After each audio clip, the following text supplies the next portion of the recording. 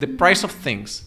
So this is an article where about the most expensive items listed on eBay and sold on eBay. Okay, so let's show it here. So for example, like this is an old Apple computer from 1976, which was worth over $300,000.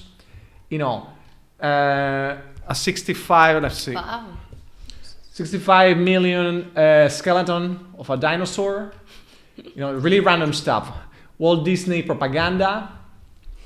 So, this is film footage worth $70,000 from the Second World War in Japan. So this is like just a conversation starter to talk about the value of things, like because. What gives value to things, do you think? For example, because these things, this is just an 8mm film from Japan, right? That material maybe is worth, I don't know, maybe $50 or whatever, because it's an old film. But what gives it over $75,000 worth, for people to buy? History, right? That's a big part of history. Where America kind of ruined the world.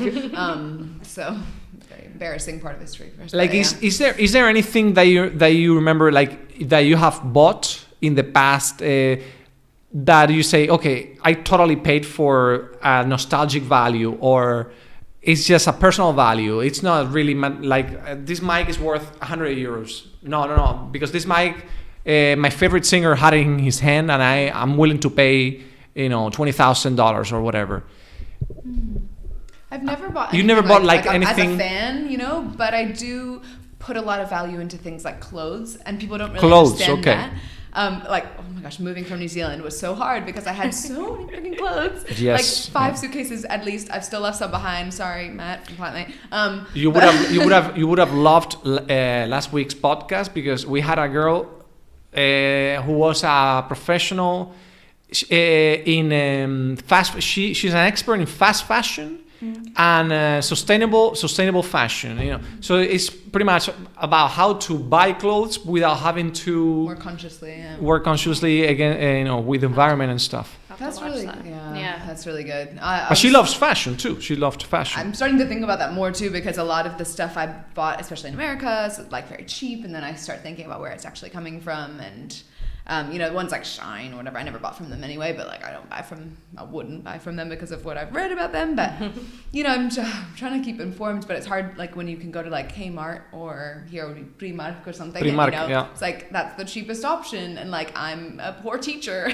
So that's tricky. But like I was just gonna say, I put kind of value almost like that. This is the shirt that I bought with this friend, and we bought matching ones on a trip to the South Island, for example. Or this is like the shirt my dad gave me from his company. Like everything has like more of a the value though is after you've bought it though. It hasn't been like valuable to me before I bought it necessarily. But like I'll pay $5 for it, but I'll keep it for 15 years because it's so special. So I don't know if it's the same thing, but see, the reason I'm bringing this up is because collectors, right? Collections, sports cards, or clothing, like specific toys, items, collection items. I could just call them collection items.